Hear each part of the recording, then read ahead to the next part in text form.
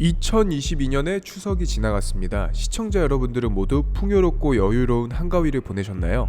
잦은 비와 태풍으로 인해 지친 몸과 마음을 이번 한가위를 통해 잠시라도 휴식을 가지며 마음마저 넉넉해지고 풍성한 한가위를 보내셨길 바라겠습니다.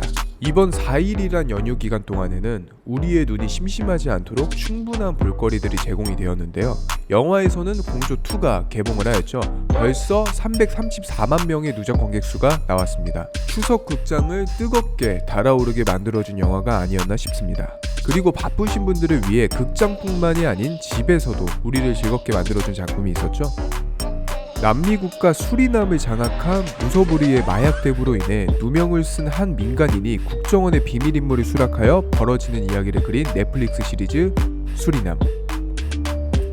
한국을 비롯해 홍콩, 케냐, 말레이시아, 싱가포르, 대만, 베트남 등에서 1위로 랭크돼 넷플릭스 TV쇼 부문 글로벌 6위에 올랐는데요. 억울한 누명을 써 누명을 벗기기 위하여 국정원의 비밀 인물을 수락하는 오늘의 주인공 배우 하정우입니다. 9월 9일에 공개되며 많은 사람들의 관심을 받고 있는 넷플릭스 드라마 수리남.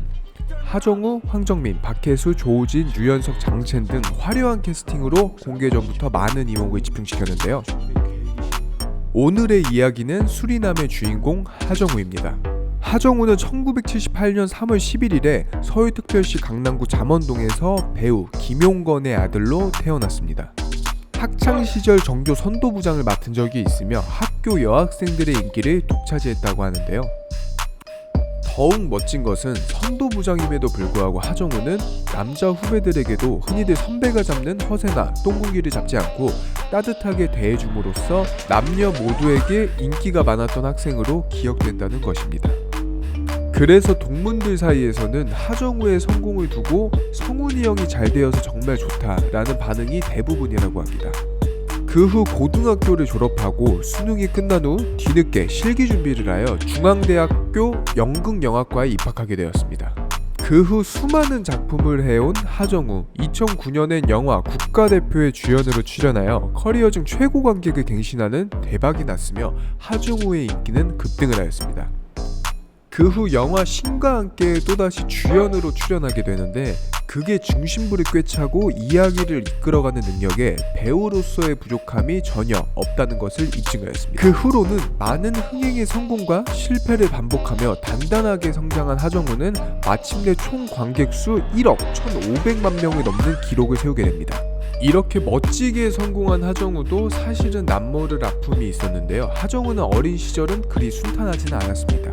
20살에서 21살로 넘어가던 시절에 부모님이 이혼했는데 어릴 적부터 부부 사이가 좋지 않아 아버지가 홀로 기르다시피 했고 결국 어머니가 젓갈 사업이 망한 것을 계기로 아예 이혼을 하게 됐다고 합니다.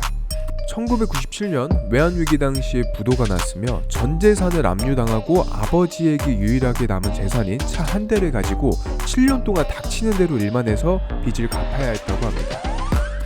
그래서 추후 연기과외를 상당히 많이 하여 입시 연기과외 세계에서 유명 인사가 될 정도였다고 하네요. 어린 시절 굉장히 힘들게 자라온 하정우. 과연 지금의 하정우는 어떻게 살고 있는지 알아보겠습니다. 하정우는 부동산 부자로도 유명한데요. 전국의 스타벅스 건물 3채를 소유하고 있던 하정우는 그중 한 채를 팔아 45억 원에 가까운 시세 차익을 올렸습니다. 한 토지 건물 정보 플랫폼 밸류맵에 따르면 하정우는 지난 2018년 7월 73억 3천만 원에 매입한 화곡동 건물을 작년 3월에 119억 원에 매각을 하였습니다. 2018년 12월 잔금을 치러 명의이전을 한 하정우가 매각을 시도한 시점은 2021년 초에 그때 당시로 2년 만에 처음이라고 합니다. 해당 건물은 지하 1층, 지상 3층 규모로 스타벅스가 2031년까지 직영으로 15년간 장기 임대에 사용하는 곳입니다. 교통 요지일 뿐 아니고 젊은 층 유동인구가 만하게 많아 높은 수익성이 예고되어 있었고 실제로 하정우 매입 후 부동산 토지거래 단가가 62%나 상승한 것으로 알려져 있습니다. 또한 2019년 화곡동 스타벅스 건물 매입 당시 강원도 속초에 있는 한 건물을 추가 매입하였습니다. 그 역시 3층 규모의 속초시 금호동 소재 스타벅스 건물이며 당시 건물을 담보로 현금 6억 원을 대출받아 24억 5천만 원에 매입하였습니다. 또 2019년 1월에는 서울 송파구 방이동 소재 3층 규모 스타벅스 빌딩을 127억 원에 추가 매입하여 화제를 모았었는데요.